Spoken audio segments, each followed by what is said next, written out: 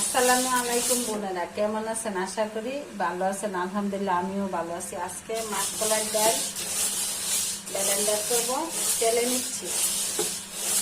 এগুলো আপনাদের সাথে শেয়ার করতেছি। তারপর জিরা ও চাইলে আমি ব্লেন্ডার করবো, রসুন ব্লেন্ডার করবো।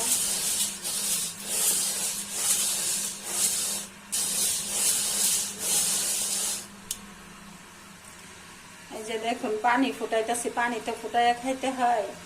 সন্ধ্যার এটা পানি গ্যাস থাকে না, বিকালও গ্যাস থাকে না। ভোর রাতে সেহেরি খাইয়া পানি ফুটাইতেছি। আর এই কাজগুলো বাকি কাজগুলো করে নিতেছি সেহেরি খাওয়ার পরে। এখন জিরা গুলা তাইলা নিতেছি, ব্লেন্ডার করবো।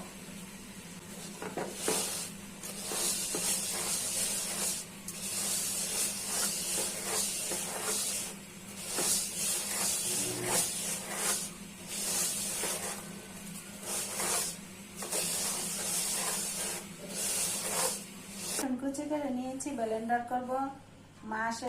মাসকলার ডাল ব্লেন্ডার করবো, টাইলা নিছি, জিরা গুঁড়া করে নিব।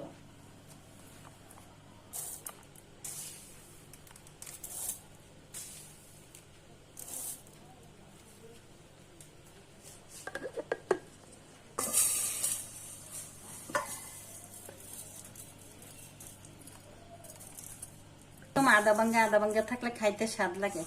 মাছটা গুঁড়া করে নিয়েছি। এখন জিরা গুঁড়া করে নিব, ব্লেন্ডারে দিয়ে দিচ্ছি।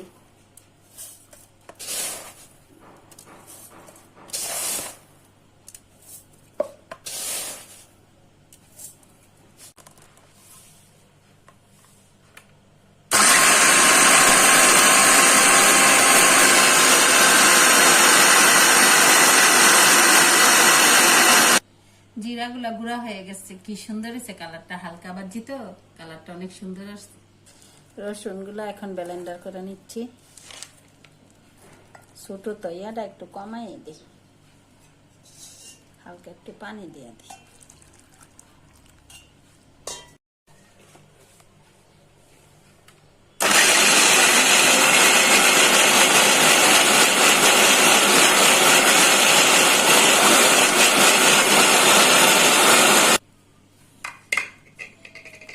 রসুনগুলা ব্লেন্ডার হয়ে গেছে। আর এই ব্লেন্ডার করতে আমার সাহায্য করছে আমার ছোট ছেলে। আমার ছোট ছেলে ভালো করে করতে পারে। তাই তো সময় লাগে, তার জন্য আজকে ব্লেন্ডার করে নিয়েছি। আর এগুলা যাবে অনেক মাস।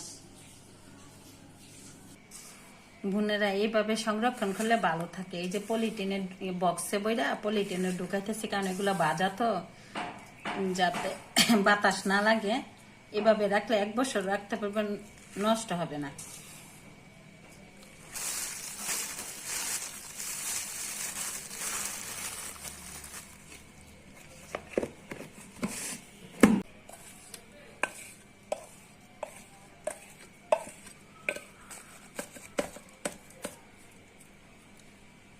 জিরার গুঁড়াগুলাকেও এইভাবে রাখলে ভালো থাকে, সেন্টটা অনেক সুন্দর থাকে। এই যে দেখেন কৌটাতে রাখতেছি, কিন্তু পলিথিনে ঢুকাইয়া যাতে বাতাস না লাগে। এইভাবে মুড়াইয়া রাখলে ভালো থাকে।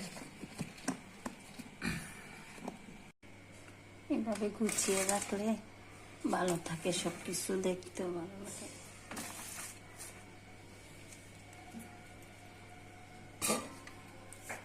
যে কফিটা ভালো করে রেখে দিই, হরলিক্স।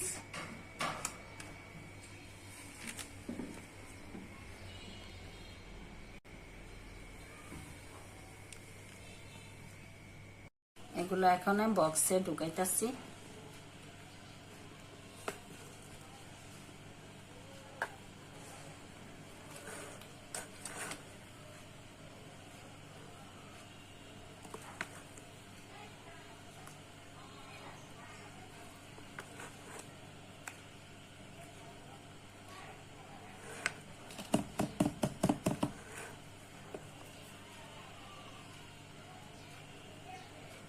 কমাই রাখলেই ভালো, নাইলে আবার শক্ত ফুলা যায়।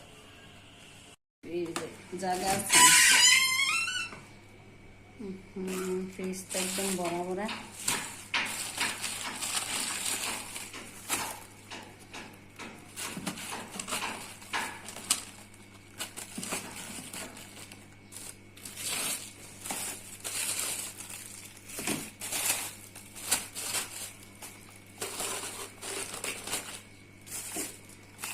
ফ্রিজে রাখবো, ফ্রিজটা একদম বড়। তো মাছের তেল পাক করবো, তো মাছের মাথাটা নামাই আনি, তাহলে একটু জায়গাই হইতেছে না।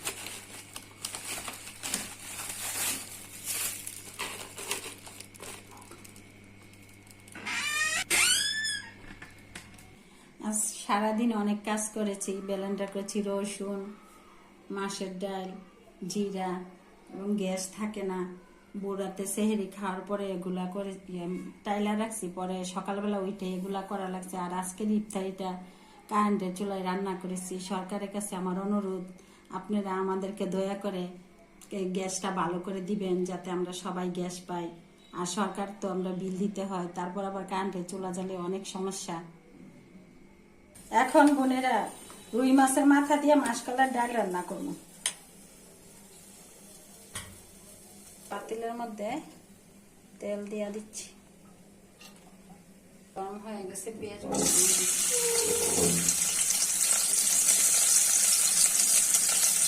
সাথে দিয়া দিচ্ছি একটা তেজপাতা। মাসকলা ডালে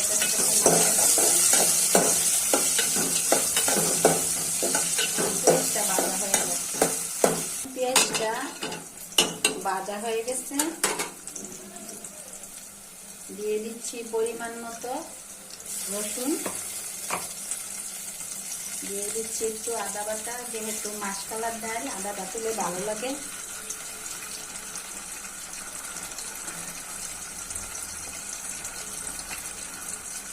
দিয়ে দিচ্ছি পরিমাণ মতো হলুদ গুঁড়া, দিয়ে দিচ্ছি মরিচের গুঁড়া পরিমাণ মতো, দিয়ে দিচ্ছি জিরার গুঁড়া পরিমাণ মতো, স্বাদ মতো লবণ। এখন মশলাটা যাতে পুড়ে না যায়, আগে একটু ঝোল দিয়ে মশলাটা কষা নিতে। কষানো হয়ে যাক মশলাটা কষানো হয়ে গেছে। দিয়ে দিচ্ছি ফালি করা কাঁচামরিচ কয়টা। এখন একটু ঝোল দিয়ে মাছের মাথাগুলো কষিয়ে নিব।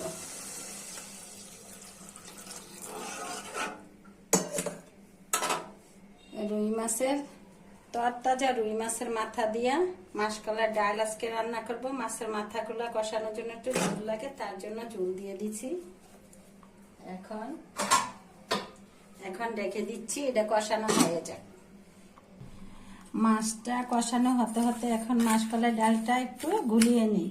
আগে থেকে গোলানো হয়ে গেলে ভালো, যে কিভাবে গুলাচ্ছে। আর আদা ভাঙ্গা রাখলে জর্জরা হয় আর খেতেও ভালো লাগে। আর যদি বেশি গুঁড়া হয়ে যায় তাহলে আটালো হয়ে যায়, ভাতের মারের মতো ভালো লাগে না। এখন গুলা নিতেছি, যেহেতু আদা ভাঙ্গা, যাতে একটু নরম হয়ে যায়।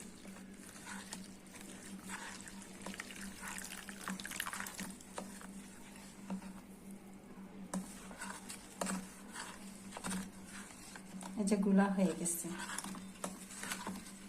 দেখি মাছটা কষানো হয়েছে কেন। মাছটা কষানো হয়ে গেছে। এখন মাছের মাথাটা উঠাইয়া নিতেছি।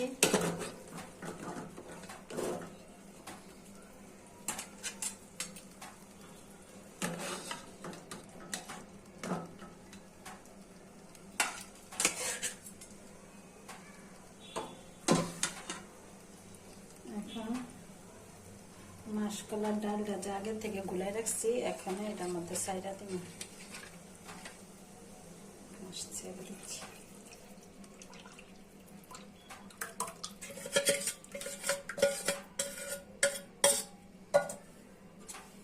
এখন ভালো করে রান্না হয়ে যাক।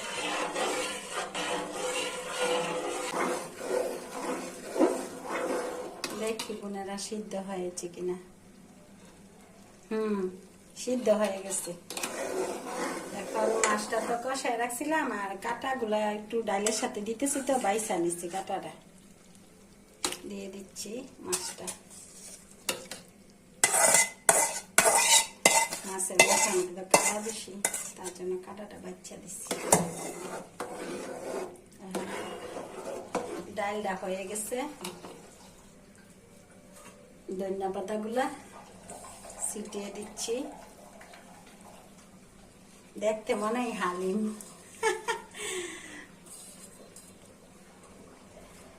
এই ডালটা বোনেরা ভাত দিয়েও খাওয়া যাবে, রুটি দেওয়া খাওয়া যাবে। আমরা তো ভাত দিয়ে খাবো, রুটি দিয়েও খাওয়া যাবে। এই যে দেখতে মনে হয় যেন হালিম। মাসকলার ডাল, ডালে এরকম আদা ভাঙ্গা করে গুঁড়া করে রান্না করলে ভালো লাগে। তো বোনেরা ভালো থাকবেন, সুস্থ থাকবেন। আমার ভিডিওগুলো বেশি বেশি দেখবেন, লাইক করবেন, শেয়ার করবেন, কমেন্ট করে জানাবেন, সাবস্ক্রাইব করবেন। আল্লাহ হাফেজ।